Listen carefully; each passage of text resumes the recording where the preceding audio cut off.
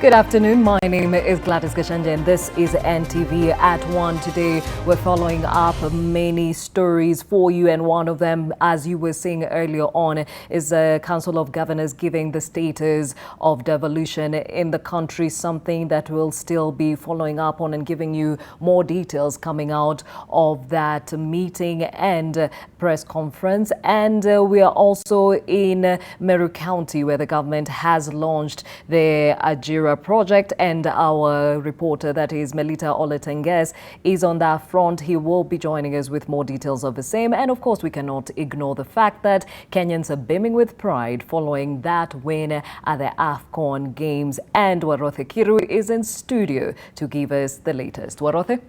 Yes, Gladys, we are all beaming with pride. A lot of us did not have a long night of sleep, but we went to bed very, very happy. And that is because our boys, the Harambee Stars, did the job in Cairo, Egypt. 2 goals by Michael Olunga, 1 by Yohana Omolo, made sure that Kenya emerged victorious against our next door neighbors, Tanzania, 3-2 in a Group C qualifying match, and this puts them in good stead going into the last match against Senegal. Let's just look at how those goals were scored and how the match unfolded in Cairo, Egypt.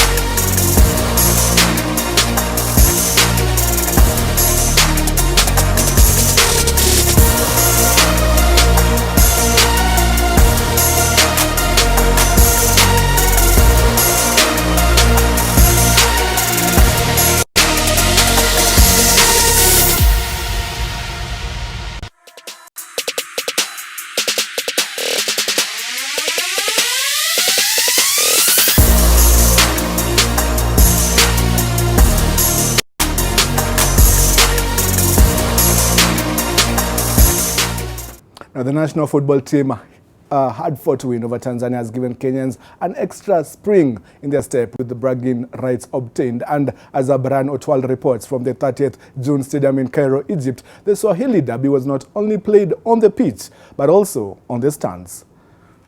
Harambee Stars managed that first victory in this year's 2019 Africa Cup of Nations, and that victory, a 3-2 win over neighbors Tanzania. Something to cheer about by the fans who are here at the 30 June Stadium, and I met a few of them who are here with me. Among them, Billy. A good victory for the side. Excellent, my friend. Although we started on a very low note, conceding two quick goals, but I thank God.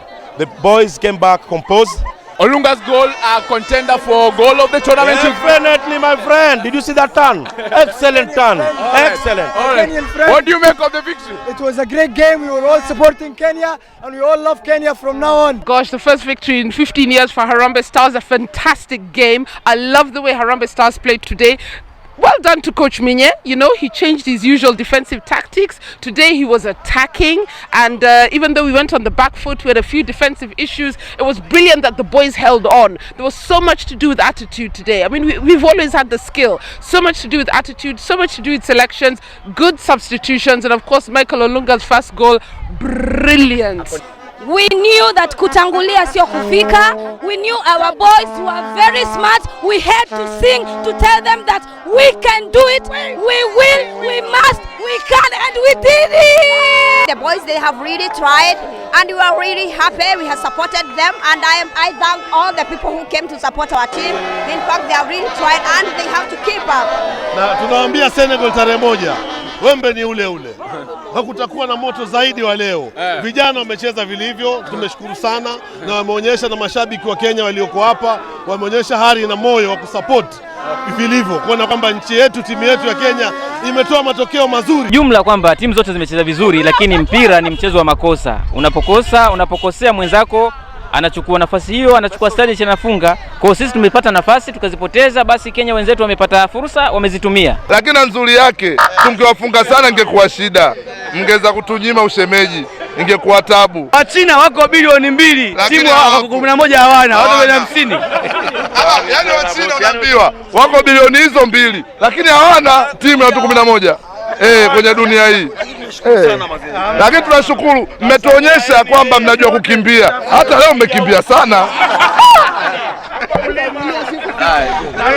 Hawa wangetushinda bana.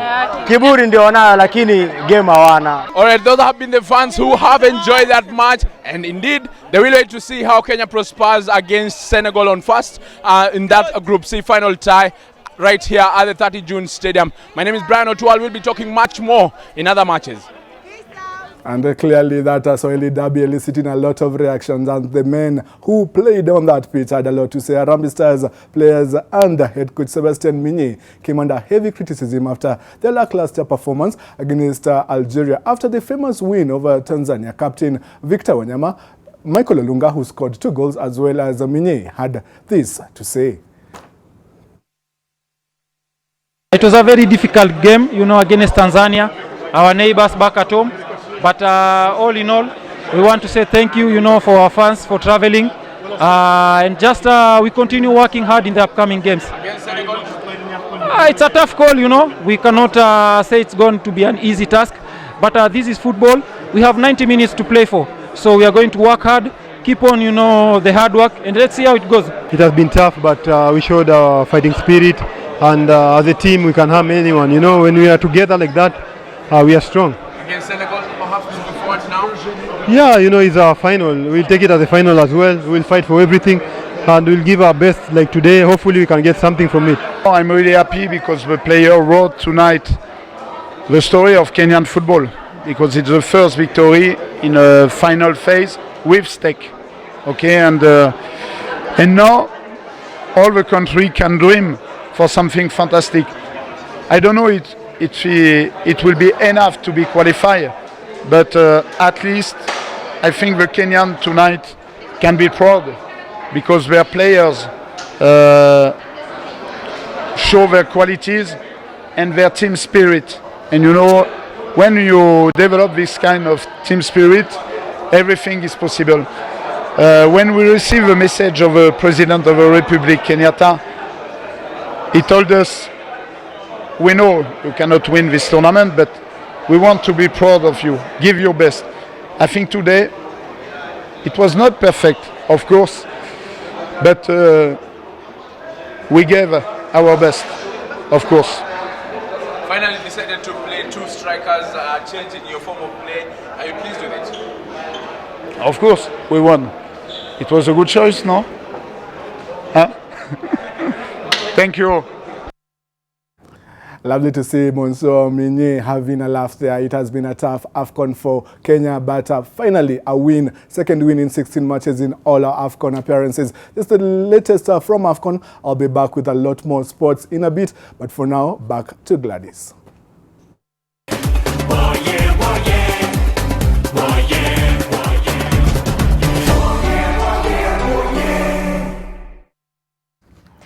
Okay, now let's switch gears to some of our top day stories. And the women under the Embrace movement are in Kisumu today, where they went to visit baby Pando's family before going to hold a rally. We are following the ongoings in the Lakeside County, and I'm told they are speaking. Let's listen in.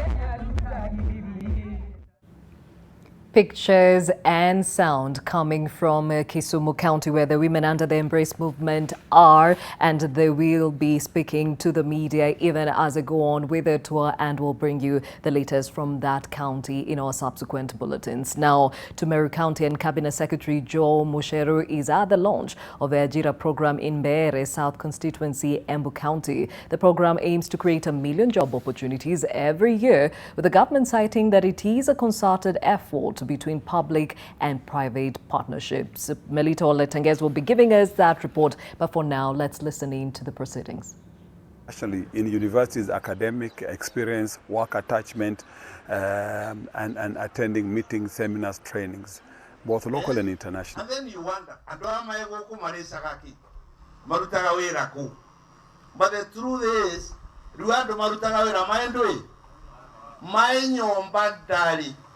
here what manager Ambagia will do over one banking. Let me tell you, Kodokura Kwengeru and Rekoram Bangi being Goremira. And on the Maiko. Again, pictures and sound coming from the launch of the Ajira program in Meru South Constituency, Embu County. CS for ICT Joe Musheru is in attendance. As I said, Melito Letenges will be giving us more details of the same. Elsewhere, Interior Cabinet Secretary Fred Matiang'i has ordered for the mopping out of firearm holders who have not been vetted. Out of 13,805 registered firearm holders, only 9,398 have been vetted by the Interior Ministry. The rest did not show up. Now 23 gun dealers have been inspected, while 13 others have had their licenses cancelled. The CS says that there will only be 20 registered gun dealers countrywide. Why is it that we want to have so many guns around in the country? So we will hold the issuance of dealership licenses for the time being until that regime is reviewed again by the National Security Advisory Committee, and until the act is reviewed some more time, so that we can address and manage ourselves in a more responsible manner. This has got a direct effect on the way in which we manage our security in the country. From 1st of August this year, all private firearm holders will be expected to show the certificate of holder, and I want to display here wherever they will be going into premises, including the supermarkets. The private security supposed to confirm the private holders have this certificate. A suspect being transported to court has died on the spot after the police vehicle she and 9 other suspects were in was involved in an accident. The police Land Cruiser was ferrying the suspects and 4 police officers from Titoande Police Station to Makindu Law Courts. Now, Makindu Sub-County Traffic Commandant James Rusungu confirmed the accident, saying the vehicle had a tire burst and thereafter rolled several times. Police say the other suspects and officers were rushed to Makindu Sub-County Hospital, where they are undergoing treatment. Investigations into the incident have commenced.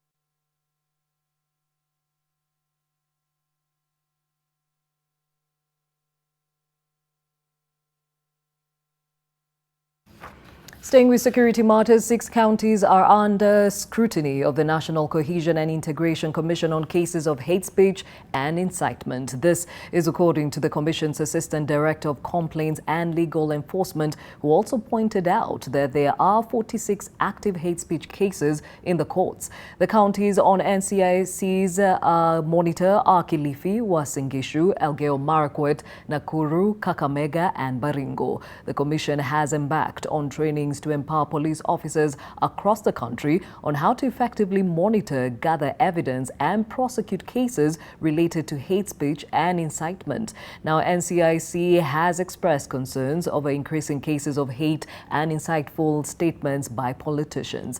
The Commission has cited delays and issuance of conservatory orders to hate speech suspects as a key challenge facing prosecution of suspects.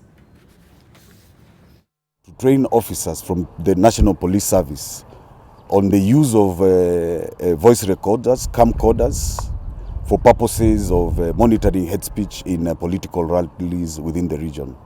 As a commission, we are concerned by the increased cases of hate speech and incitement to violence. Recently, we have identified 6 counties that are not doing very well in terms of cohesion because of incitement and hate speech in political rallies and social gatherings. Storehair MP Charles and Jaguar, popularly known as Jaguar, will stay in police custody for another 3 days as the High Court denied him bail. The court made the ruling in favor of the prosecution, which had asked for more time to carry out investigations into the charges against the MP. Jaguar is accused of incitement to cause violence. His arrest was in relation to his remarks to a video where he is seen talking about foreign traders in Kenya, accusing them of dominating markets in Nairobi and harassing local traders. He was arrested outside Parliament on Wednesday afternoon to the chagrin of his supporters who accused the police of intimidation and harassment.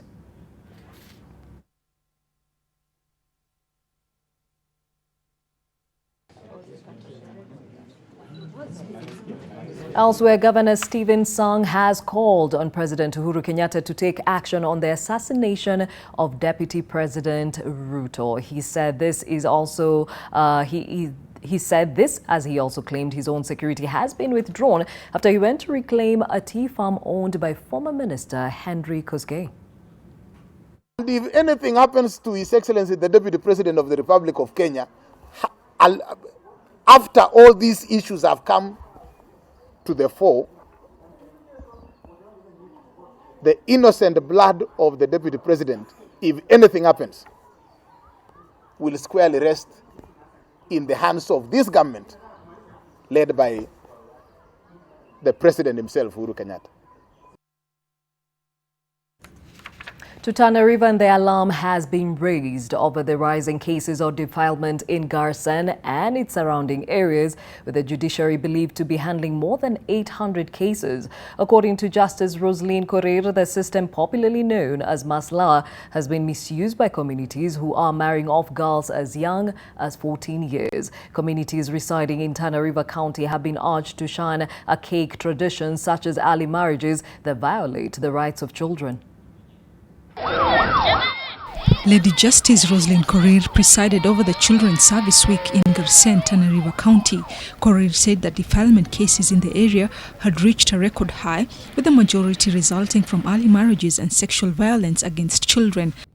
The Garissa law courts are currently handling 847 defilement cases, with the High Court having registered 457, while the lower courts have 390 pending cases. The challenge that courts face normally would be mainly the failure of witnesses to turn up in court.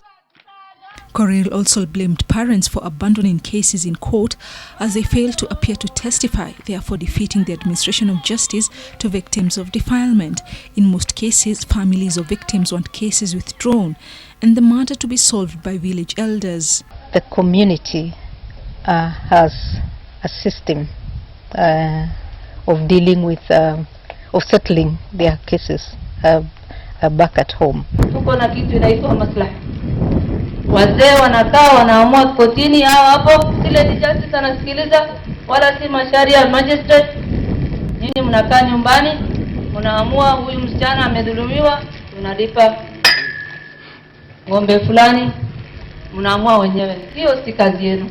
Kwamba kuna mambo fulani huwezi kusuluhisha na hiyo maslahi system, mambo ambayo mostly ni halifu na dhuluma kwa watoto. Hiyo tafadhali hata chiefs wetu na administration wetu usidanganywe kupreside over hiyo. The Children's Service Week was organized by the Judiciary, the National Council on Administration of Justice and UNICEF.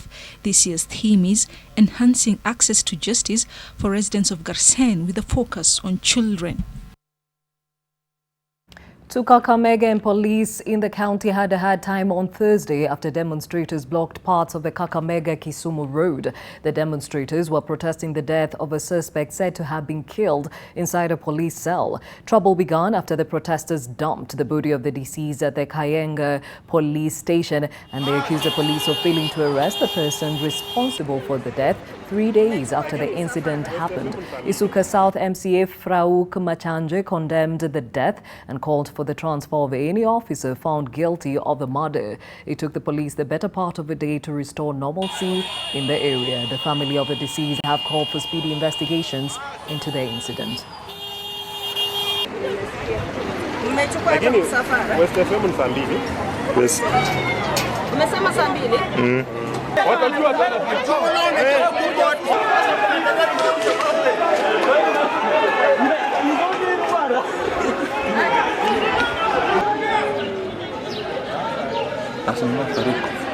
Faruk kuna kumshikia. Mimi nataka tu serikali wanisaidie. Mwanangu ameuawa na polisi, na yeye ndiye alikuwa tegemeo langu. Alikuwa ananisaidia, yeye ndiye alikuwa analinda watoto. Ameniacha na watoto watatu. Wahakikishe hawa polisi wote wa Shisasari na Kakamega.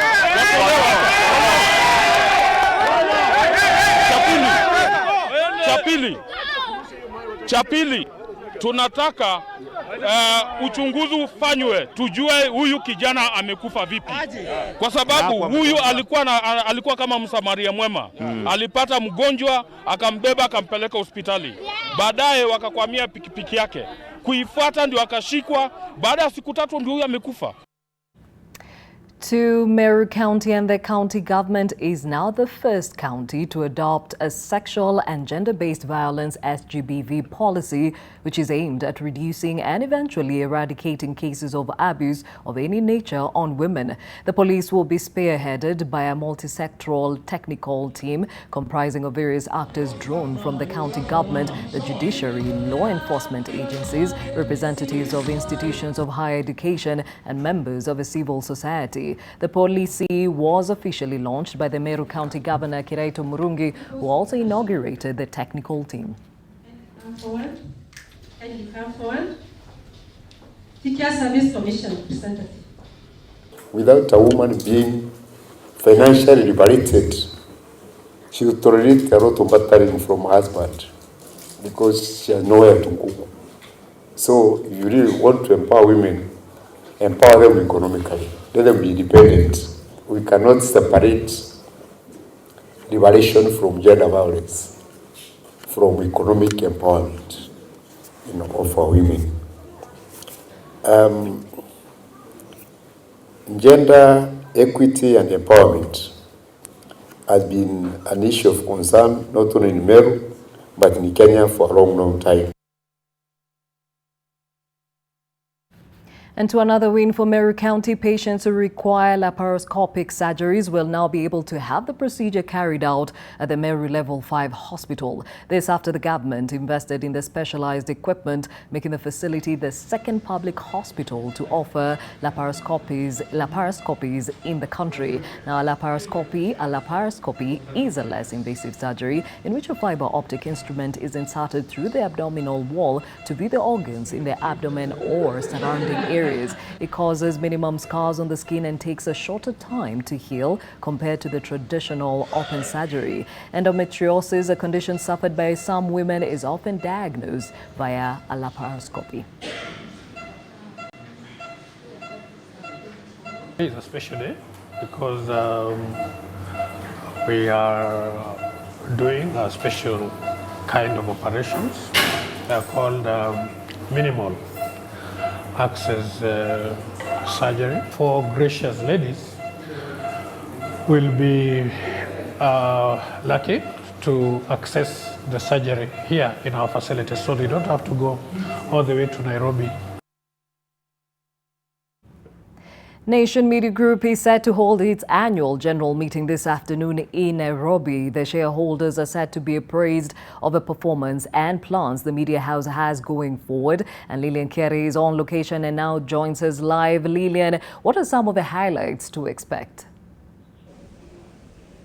So technically, Gladys, today's AGM, which is around the theme of being true and timeless, where the Nation Media Group is recommitting to its mission of being a true, independent and timeless media house, is going to be briefing the stakeholders who've already started coming in, because the meeting is set to start in about maybe 40 minutes. So the key issues that are going to be discussed are the highlights of the performance of the financial year. So here we're going to be looking at the milestones of the company, from looking at the performance of products such as the Business Daily, NTV, the Daily Nation, and even the East African. So the investors are going to be told whether we have made a profit or a loss. Herein, they're expecting to hear more of the profit so that they can find out the dividends they're going to earn, and particularly how much they are going to earn. So we are also going to be having maybe to find out more on the elections, if there are any to be held today. We're going to know who has been set to join the board, and we are also going to know what are we planning to do in the next financial year. Gladys, so essentially, those are the key things that we are looking at today, and we are just going to be getting to find out more as the meeting starts. So right now, as you can see, a few people have already started coming into the amphitheater, but technically they're having lunch outside as they await 2 o'clock, where the meeting is supposed to start. Back to you, Gladys. Thank you, Lillian Carey, and definitely looking forward to the updates coming out of that AGM investor meeting. Now to Murang'a County, and the county is experiencing an uptick in break-ins targeting parked cars. Residents claim that in the last month alone, 10 cases have been reported. The gang accesses homes where they burgle cars, as our Murang'a correspondent Martin Moura reports. Eliud Kagiri is the latest victim of increasing cases of car break-ins in Murang'a town and its environs. Mokoyo, Mombi and Vithuramji areas have recorded the most number of break-ins. No suspect has been arrested. Wanakuja mpaka ndani ya compound ya nyumba, na kuna gate, kuna perimeter wall. Sasa unafikiria uko safe. The gang's modus operandi is rather rudimentary. They use a rock or a metal object wrapped in pieces of clothes to break the smallest window, which they use to unlock the doors. They then unplug the battery and disable the alarm. They took an old tablet which was not in use. Even that night, they broke into one house, into another vehicle. They also stole. Mimi wamevunja gari zangu mbili vioo. Hiyo mtindo wao tumeujua na tuko tayari kulala nje tukabiliana na wao. Residents here claim the gang must be comprised of visitors, since the crime is relatively new in Murang'a town. Sasa tunashindwa hii kitu imetoka wapi na Murang'a ikuwa. So tumeomba serikali itusikize na ianze hiyo kazi mara moja. Juu sasa saa hii ni kama gari 10 na tunaongea about 18 zimevunjwa. Watu kama ni vijana wadogo wakuja wapige viatu rangi ndio wapate pesa waache ukora. When the break-in were first reported, the gang stole contents left in cars such as laptops.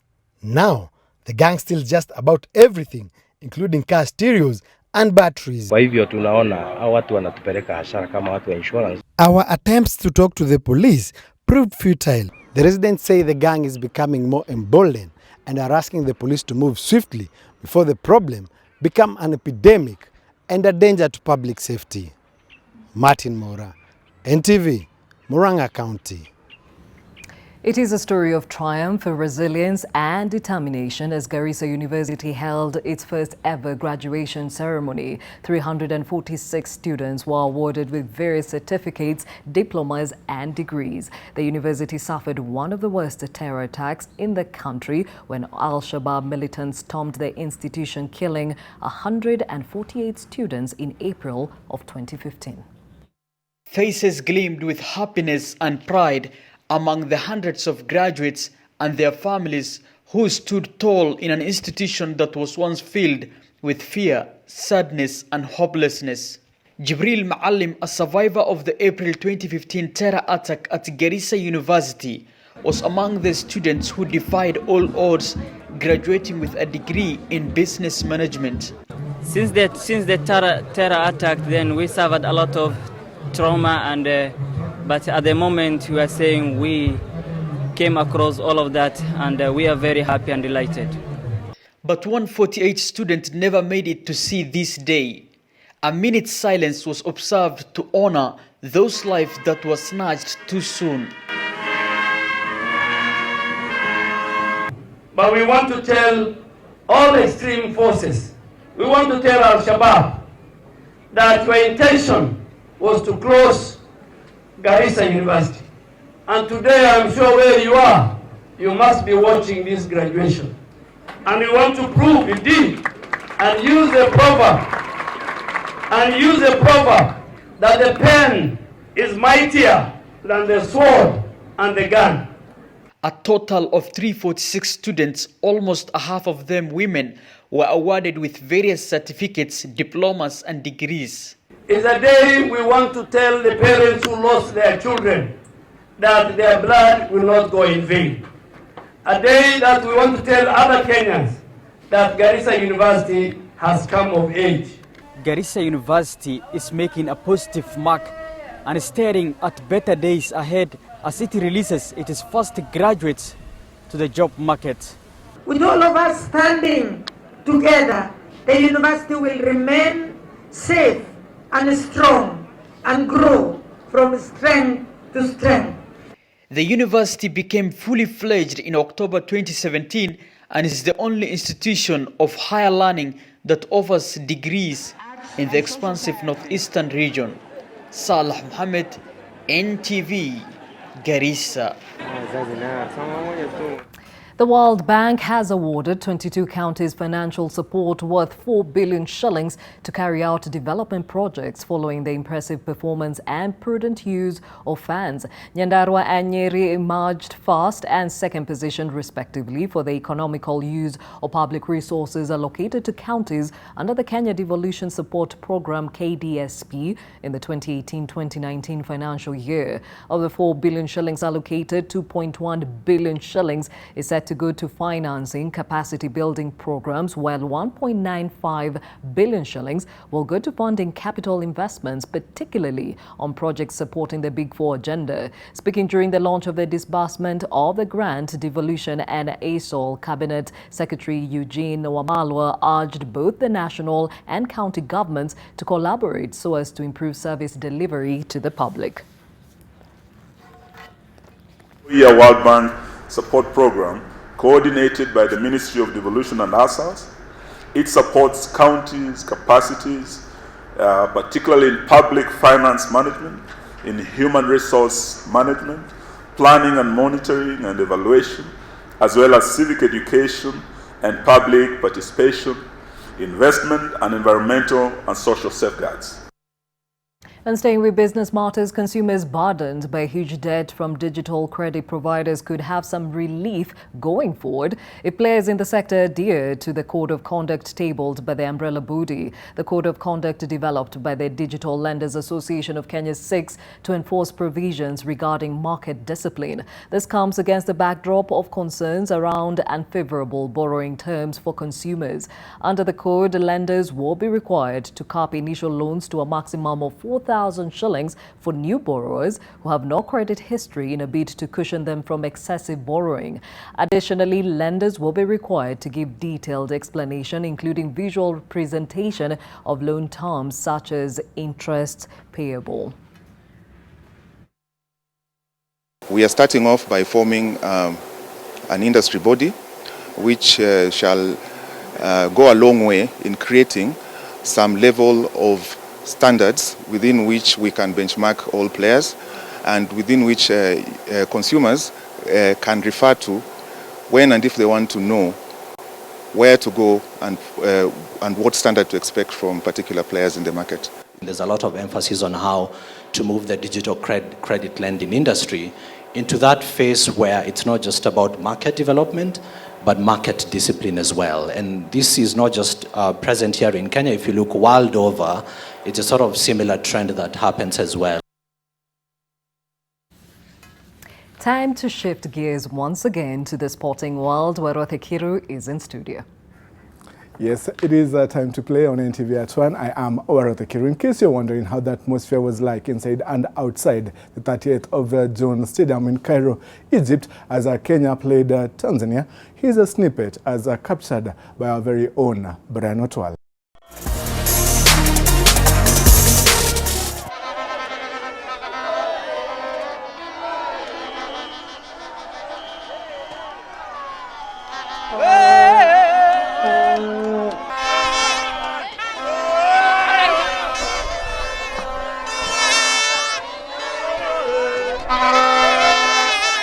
Songa tu.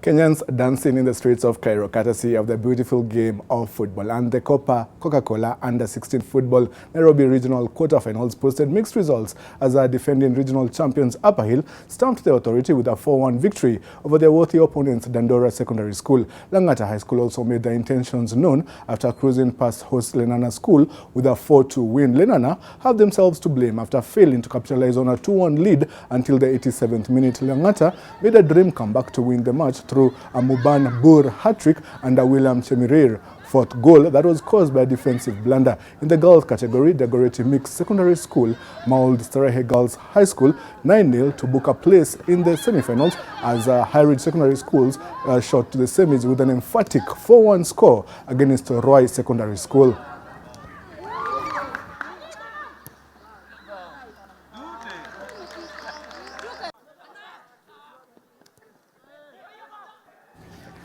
And across the borders, a slick performance from England saw them sail into the Women's World Cup semi-finals with a 3-0 win against Norway in France. The Lionesses showed no ill effects from their tumultuous game against Cameroon in the last 16 and took the lead inside 3 minutes as Jill Scott's effort diverted in off the post.